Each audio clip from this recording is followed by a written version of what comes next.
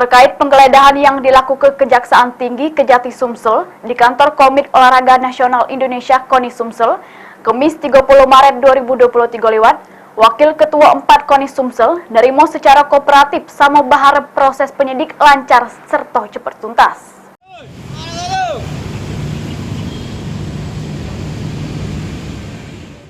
Kantor Komite Olahraga Nasional Indonesia KONI Sumatera Selatan pada Kamis 30 Maret digeledah tim penyidik dari Kejaksaan Tinggi Kejati Sumsel.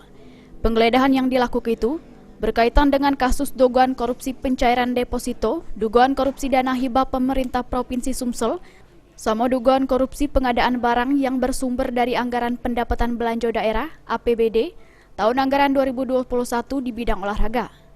Nanggapi penggeledahan tersebut, Wakil Ketua 4 KONI Sumsel, Agung Rahmadi, ngungkap ke pihaknya tetap secara kooperatif nerimo penyidik ngelakukan penggeledahan di kantor KONI Sumsel dengan apa adanya. Dan dirinya berharap proses penyidikan ini lancar sama cepat tuntas. Pak Amir, Pak Rekan. Pak, ADART-nya Pak?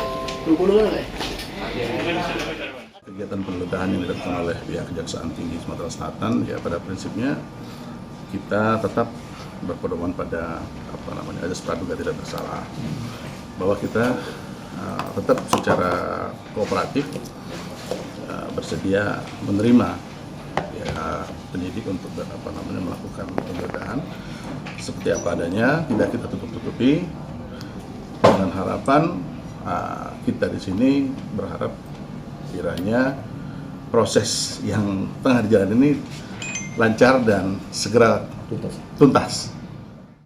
Sebelumnya penggeledahan terkait dugaan korupsi di KONI Sumsel tahun anggaran 2021 ini, Kejati Sumsel sudah menaik ke status penyidikan, sama ini sudah meriksa 2 wong saksi.